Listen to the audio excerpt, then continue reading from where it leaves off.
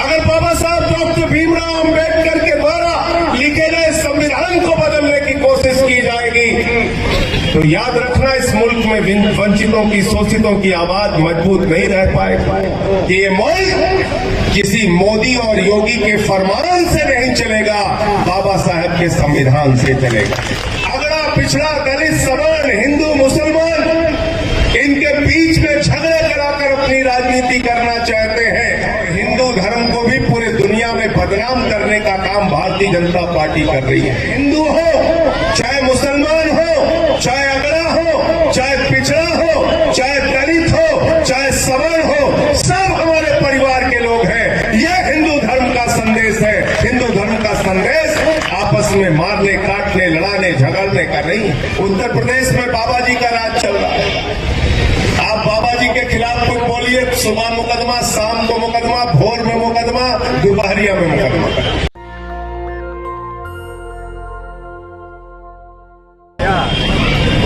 कि जब इस बार का संसद सत्र चल रहा था तो भारतीय जनता पार्टी के लोग एक बिल लेकर पार्लियामेंट के अंदर आए और वो बिल क्या है आपको जानना जरूरी है, क्योंकि इस मुल्क में पिछड़ों की आवाज, दलितों की आवाज, वंचितों की आवाज, शोषितों की आवाज जीवित तभी रह सकती है जब हमारा संविधान जीवित रहेगा। याद रखना। और अगर हमारे संविधान से छेड़छाड़ की जाएगी, अगर बाबा साहब डॉक्टर भीमराव अंबेडकर के द्वारा लिखे गए संविधान को बदलने की कोशिश की जाएगी तो याद रखना इस मुल्क में वंचितों की, शोषितों की आवाज मजबूत नहीं रह पाएगी। और क्या करने जा रहे हैं भाजपा वाले? बिल लेके आए हैं वो बाबा साहब के द्वारा लिखे गए संविधान की प्रस्तावना, संविधान का बेसिक स्ट्रक्चर है।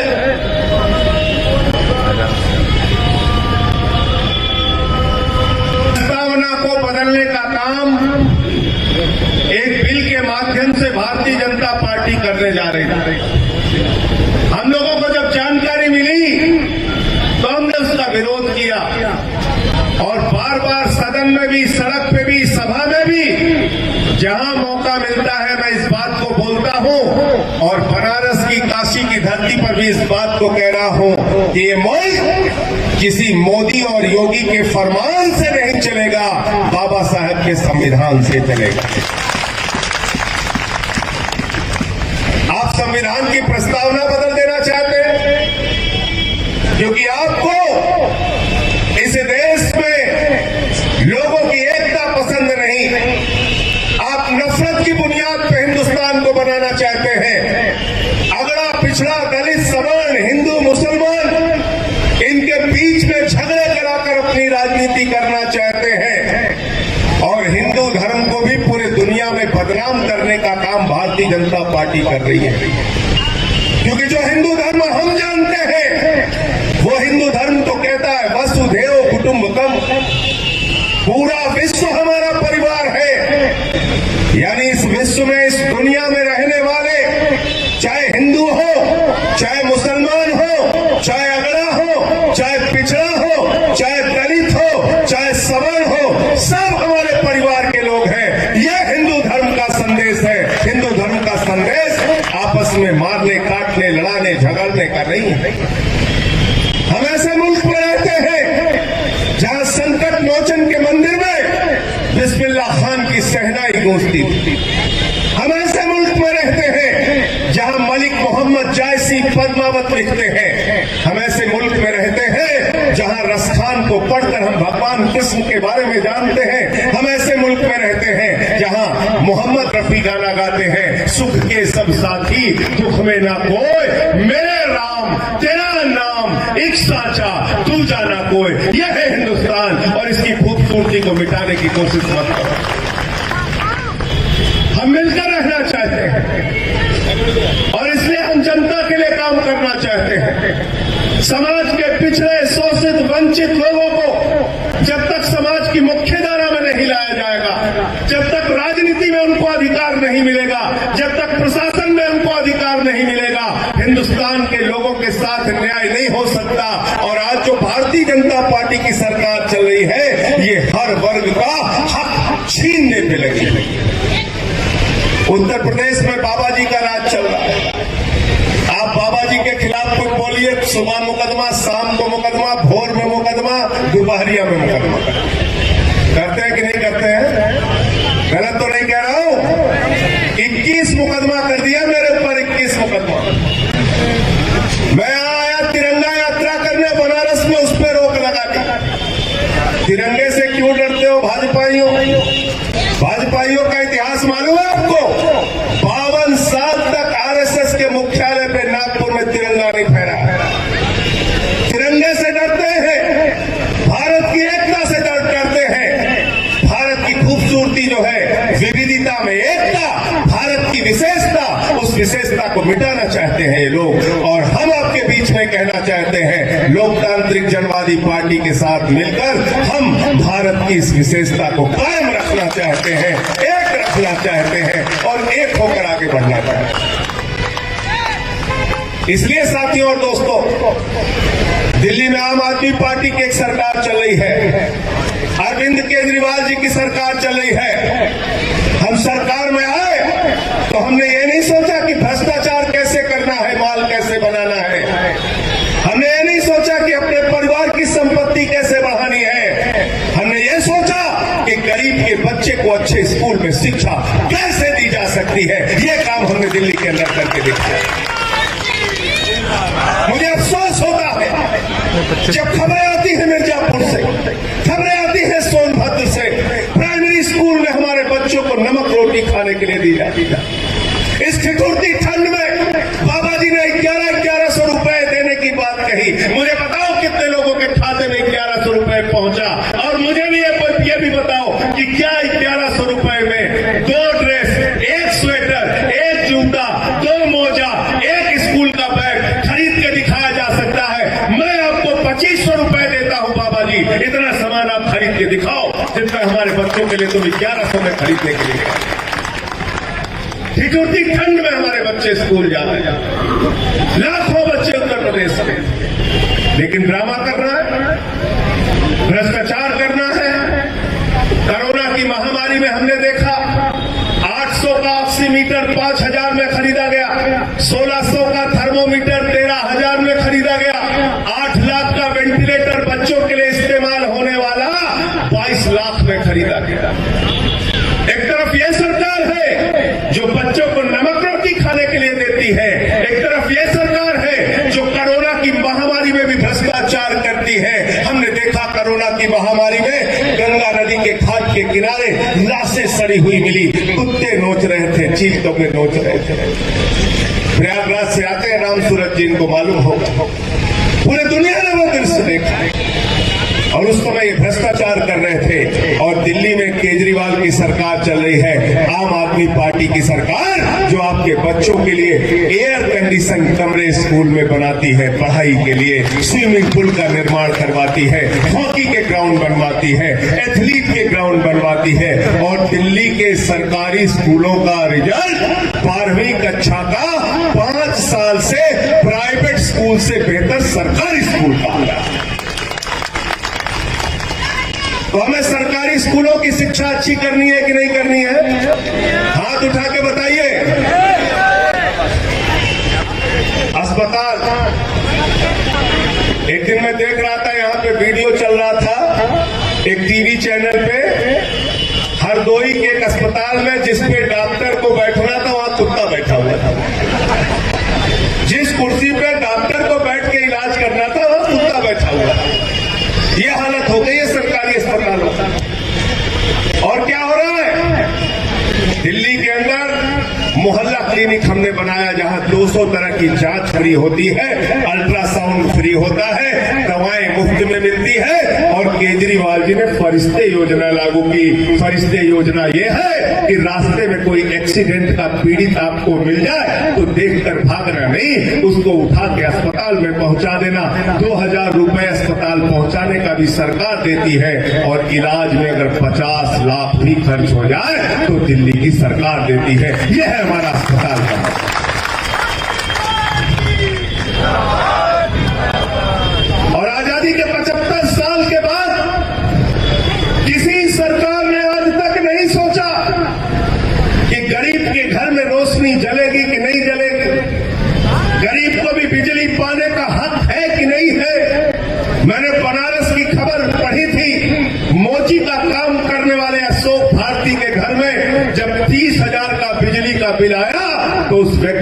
आत्महत्या कर ली। उत्तर प्रदेश में बिजली का बिल देखकर गरीब आदमी आत्महत्या कर रहा है और दिल्ली की केजरीवाल की सरकार 200 यूनिट बिजली फ्री और 400 यूनिट बिजली आधे दाम पर देने का काम करती है। देश की पहली सरकार।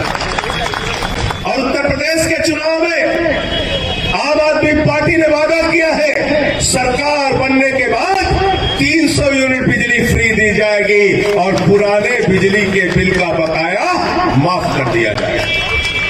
और होली के पहले अगर हमारी सरकार बन गई तो इंद्रजीत पटेल के साथ मिलकर मैं आपसे कह रहा हूं, सब लोग अपने अपने घर का बिजली का बकाया बिल लेके आना, होलिका में उसको जला देना है, बिजली का बकाया माफ किया जाएगा। किसानों के लिए हमने घोषणा की 24 घंटे के अंदर फसल के दाम का भुगतान। हमने नौजवानों के लिए घोषणा की। आज उत्तर प्रदेश के नौजवानों की हालत क्या है? शिक्षा मित्र महिलाओं को, सुहागिन महिलाओं को सिर मुड़वा के अपना विरोध प्रदर्शन करना पड़ा। नौकरी मांगने जाते हैं तो लाठियां मिलती हैं, मुकदमे मिलते हैं, FIR किए जाते हैं, टीटी की परीक्षा होती है तो हमारे नौजवान गेट पकड़ के रोते हैं, बाबा जी की सरकार पेपर लीक कर देती है। ये पेपर लीक सरकार चली है उत्तर प्रदेश में। और हमने घोषणा की है, केजरीवाल की गारंटी की घोषणा की है, उत्तर प्रदेश में सरकार बनने के बाद 10 लाख नौकरी हर साल, और जब तक नौकरी नहीं देंगे नौजवानों को 5,000 रुपए बेरोजगारी भत्ता देगा। और जब ये ऐलान हम लोग करते हैं तो भाजपाई आ जाते हैं सबसे पहले उठ के, कहते हैं संजय सिंह जी कैसे बिजली फ्री दोगे, कैसे नौजवानों को 5,000 रुपए हर महीने दोगे, उत्तर प्रदेश तो बहुत बड़ा है। तो मैं कहता हूं बेईमानो, तुम्हारी लूट बड़ी है, उत्तर प्रदेश बड़ा नहीं है। चोरी बंद कर दो, सब कर सकते हैं। कैसे मैं कर सकते हो मैं बता रहा हूं आपको, सुन लेना ध्यान से, और भाजपाई मिले तो बता देना उसको, भाजपाइयों को समझा देना। उत्तर प्रदेश में उत्तर प्रदेश में जितने लोग 300 यूनिट तक बिजली का इस्तेमाल करते हैं, नोट कर लीजिए इसको, जितने लोग 300 यूनिट तक बिजली इस्तेमाल करते हैं उनका बिजली विभाग में बिल जाता है 19,000 करोड़ रुपया। कितना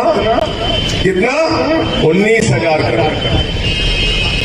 अब ये बताइए 5,80,000 करोड़ रुपए में से 19,000 करोड़ रुपए निकाला जा सकता है कि नहीं निकाला जा सकता? निकाला जा सकता है ना? तो बिजली फ्री देने का काम आम आदमी पार्टी की सरकार करेगी। इस सपने को हम पूरा कर सकते हैं। अब आ जाइए बेरोजगारी भत्ता। नौजवानों सुन लो ध्यान से, उत्तर प्रदेश में 34 लाख बेरोजगार एम्प्लॉयमेंट एक्सचेंज में अपना नाम दर्ज कराए हुए हैं। कितने हैं? 34 लाख। अब 34 लाख बेरोजगारों को अगर हर महीने आप 5,000 रुपए देते हैं तो वो हो जाएगा 1,700 करोड़ रुपए प्रतिमाह, और साल का 20,400 करोड़। तो 5,80,000 करोड़ रुपए के बजट से 20,400 करोड़ रुपए दिया जा सकता है कि नहीं दिया जा सकता? तो मैंने भाजपाइयों से कहा ये सब अगर सीखना है तो इनकम टैक्स कमिश्नर बैठा हुआ है दिल्ली में, केजरीवाल, जाके उनसे समझ लेना। तुम्हें बेईमानी आती है, हमें काम करना आता है। और मैंने कहा भाजपाइयों से, जितना मोदी जी के मित्र नीरव मोदी और मेहुल चौकसी बैंकों से 20,000 करोड़ रुपए साफ करके चले गए, उतने पैसे में उत्तर प्रदेश के नौजवानों को 1 साल तक 5,000 रुपए हर महीने बेरोजगारी भत्ता दिया जा सकता है। और जितना पैसा विजय माल्या, नितिन संदेशा और ललित मोदी लूट के चला गया, उतने 19,000 करोड़ रुपए में 1 साल तक पूरे उत्तर प्रदेश की जनता को 300 यूनिट बिजली फ्री दी जा सकती है। यह है हमारा गणित, यह है हमारा हिसाब किताब। इसलिए लोग हमसे पूछते हैं कैसे वोट मिलेगा, तो मैं उनको जवाब देता हूं, जिनको 300 यूनिट बिजली चाहिए वो हमारे साथ वोट देने के लिए आएंगे, जिनको शिक्षा फ्री चाहिए वो हमारे साथ वोट देने आएंगे, जिनको इलाज मुफ्त चाहिए वो हमारे साथ वोट देने के लिए आएंगे, जिनको 10 लाख नौकरियां चाहिए वो हमारे साथ वोट देने के लिए आएंगे, जिनको 5,000 का बेरोजगारी भत्ता चाहिए वो हमारे साथ उत्तर प्रदेश में वोट देने के लिए आएंगे, जिनको फसल का दाम चाहिए वो हमको वोट देंगे, जिनको बेहतरीन कानून व्यवस्था चाहिए वो हमको वोट देने का काम है।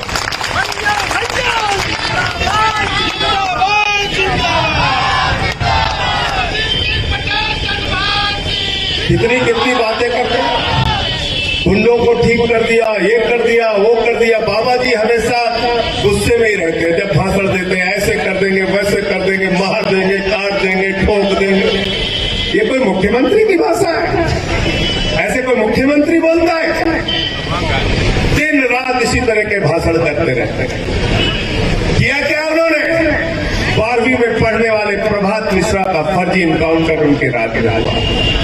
गोरखपुर में मनीष गुप्ता नाम के कानपुर के एक व्यापारी को पकड़ के पुलिस वालों ने पीट के मार दिया। आगरा के अरुण वाल्मीकि को पुलिस वालों ने पीट के मार दिया। इंद्रजीत त्रिपाठी व्यापारी से महोबा में रंगदारी मांगी जाती है और फिर एसएसपी उसकी हत्या करा देता है। पाटीदार एसएसपी 302 के मामले में फरार है। अब तक आपने सुना होगा, गुंडे फरार, माफिया फरार, चोर फरार, उत्तर प्रदेश में दरोगा फरार, एसपी फरार, सिपाही फरार, ये हालत पहुंचा दिया। ये हो रहा है, ये हो रहा है। और आप कुछ बोलिए तो एफआईआर कर देते हैं। मेरे ऊपर राष्ट्रद्रोह का मुकदमा लगा दिया, मेरे पार्टी का दफ्तर बंद करवा दिया, घर पे पुलिस वालों को भेज दिया। पूछ रहे थे संजय सिंह कहां है, उसको सामने लाओ। मैं दूसरे दिन विधानसभा के अंदर पहुंच गया। मैंने कहा बाबा जी यही हूं, यही गिरफ्तार कर लो। चलो, हम आम आदमी के सिपाही हैं, डर कर राजनीति नहीं करते, आंख में आंख डाल के सीना तान के राजनीति करते हैं। जो हिम्मत है तो गिरफ्तार करके दिखाओ, जेल में डाल के। तुम्हारे लाठी और मुकदमों से डरने वाले नहीं हैं। इसलिए साथियों और दोस्तों, ज्यादा लंबी बात नहीं करूंगा, एक कहानी छोटी सी सुना के अपनी बात को खत्म करूंगा और उसके बाद इंद्रजीत पटेल जी अपनी बात रखेंगे। इस देश के बारे में हालत जो इस समय हो गई है, कहां से शुरू करें और कहां खत्म करें। वतन की जो हालत सुनाने लगेंगे तो पत्थर भी आंसू बहाने लगेंगे, और वतन की जो हालत सुनाने लगेंगे तो पत्थर भी आंसू बहाने लगेंगे। अगर भीड़ में खो गई आदमियत तो उसे ढूंढने में जमाने लगेंगे। आदमियत का, इंसानियत का कत्ल किया जा रहा है। धर्म संसद हो रही है, ऐसे व्यक्ति धर्म संसद करा रहे हैं जो मुख्यमंत्री जिनका पैर छूते हैं, और उस धर्म संसद में हिंदू धर्म को बदनाम करने की कोशिश की जा रही है। कत्लेआम का आह्वान किया जा रहा है, खुलेआम धमकियां दी जा रही है, पूर्व प्रधानमंत्री को गोली से उड़ा देने की मनमोहन सिंह की बात की जा रही है। ये हो रहा है इस देश में। हम ऐसा हिंदुस्तान चाहते हैं क्या? बोलिए, हम ऐसा हिंदुस्तान चाहते हैं क्या? हमको लड़ाने और झगड़ा करने वाला हिंदुस्तान नहीं चाहिए। हमको मोहब्बत वाला, भाईचारे वाला, एकता वाला, अमन वाला, शांति वाला, गांधी वाला, बुद्ध वाला, सरदार पटेल वाला, बाबा साहब अंबेडकर वाला हिंदुस्तान चाहिए। शहीद आजम भगत सिंह, नेताजी सुभाष चंद्र बोस, शहीद खुदीराम बोस, पंडित राम प्रसाद बिस्मिल वाला हिंदुस्तान चाहिए। शहीद चंद्रशेखर आजाद वाला हिंदुस्तान, लड़ाने भिड़ाने वाला हिंदुस्तान नहीं चाहिए। खुलेआम ये सब कुछ हो रहा है और चारों तरफ सन्नाटा है, कोई बोलता नहीं। इसलिए इन लोगों से सावधान रहना है। अभी चुनाव आ गया है, अभी आएंगे मोदी जी, योगी जी, सारी पार्टियां उल्लू बनाओ योजना लेकर। महंगाई कैसे कम करेंगे इस पे बात नहीं करेंगे, भ्रष्टाचार कैसे कम करेंगे बात नहीं करेंगे, नौकरी कैसे देंगे बात नहीं करेंगे, फसल का दाम कैसे काला कानून क्यों लेके आए थे, इसके बारे में बात नहीं करेंगे। आपके बीच में आएंगे, हिंदू मुसलमान झगड़े लड़ा के आपको मूर्ख बनाने का काम करेंगे, उल्लू बनाओ योजना शुरू करेंगे। तो कहानी क्या है, जरा ध्यान से सुन लेना। एक बार एक हंस और हंसनी हरिद्वार के इलाके से भटकते भटकते भटकते भटकते रेगिस्तान में चले गए। रेगिस्तान का इलाका आ गया। हंस और हंसनी परेशान हो गए। हंसनी ने अपने हंस से कहा, अरे हंस, ये किस इलाके में लेके चला आया? यहाँ न पेड़ है, न पौधे हैं, न झील है, न झरने हैं, न हरियाली है, न खुशहाली है। हंस ने कहा, प्रिय, हम लोग भटकते भटकते रेगिस्तान में आ गए हैं, अब कोई रास्ता मिलेगा तो वापस हरिद्वार चले जाएंगे। उस रेगिस्तान में हंस हंसनी भटकते रहे भटकते रहे। शाम हो गई, एक पेड़ दिखा, उस पेड़ के नीचे हंस और हंसनी जाकर बैठ गए। रात हुई तो उस पेड़ के ऊपर एक उल्लू बैठा हुआ। हंसनी ने फिर अपने हंस से कहा, अरे हंस, ये कैसा वीरान इलाका है, ये कैसा रेगिस्तान का इलाका है, यहाँ न फल है, न फूल है, न पेड़ है, न पौधे हैं, न झील है, न झरने हैं, न हरियाली है, न खुशहाली है। हंस ने फिर हंसनी से कहा, प्रिय, रात तो बीत जाने दे, जैसे ही सुबह होगी हम तुम दोनों हरिद्वार चले जाने। रात बीती, सुबह हो गई। हंस अपने हंसनी को लेकर हरिद्वार की तरफ चलने लगा। वो उल्लू जो पेड़ पे बैठा था वो नीचे आ गया। उसने हंसनी का हाथ पकड़ा और बोला कि कहां लेकर जा रहे हो मेरी पत्नी को? हंस हैरान हो गया। हंस ने कहा, मैं हंस हूं, ये हंसनी है, मैं इसका पति हूं, ये मेरी पत्नी है। अरे तू तो उल्लू है, ये तेरी पत्नी कैसे हो गई? उसने कहा, सावधान हो जाना, जितना कह रहा हूं होश में रह के सुनो। ये इलाका हमारा है, मैंने कह दिया हंसनी मेरी पत्नी तो हंसनी मेरी ही पत्नी है, यहां से तुम्हें जाने नहीं दूंगा। हंस चीखने लगा, चिल्लाने लगा। गांव के लोग इकट्ठा हो गए, पंच बुलाए गए। पंचों ने पूछा, भाई मामला क्या है? हंस ने कहा, मैं हंस हूं, ये हंसनी है, मैं इसका पति हूं, ये मेरी पत्नी है। ये उल्लू कह रहा है हंसनी उसकी पत्नी है। पंचों आप ही फैसला कर दो। पंचों ने कहा, भाई मामला बहुत गंभीर है, तुम्हारी समस्या बड़ी विकट है, इसके बारे में थोड़ा विचार करके फैसला करना पड़ेगा। पंच लोग किनारे गए, उन्होंने आपस में बातचीत की। पंचों ने कहा, देखो भाई, हंस बात तो ठीक कर रहा है, हंसनी पत्नी तो हंस की है, लेकिन हम लोगों को फैसला उल्लू के हक में देना है, क्योंकि ये हंस और हंसनी तो अभी हरिद्वार चले जाएंगे, हमको तो रहना उल्लू के बीच में है। समझ गए आप लोग? कितने लोग समझ गए? ताली बजा के बताना पीछे। नेशनल दस्तक की आपसे गुजारिश है कि अगर इसको बचाना चाहते हैं तो नेशनल दस्तक को सब्सक्राइब करने के लिए रेड कलर के सब्सक्राइब बटन को दबाएं, फिर बेल आइकन की घंटी दबाएं। नेशनल दस्तक को बचाने के लिए बहुत जरूरी है कि हर खबर को शेयर करें, लाइक करें, कमेंट जरूर करें।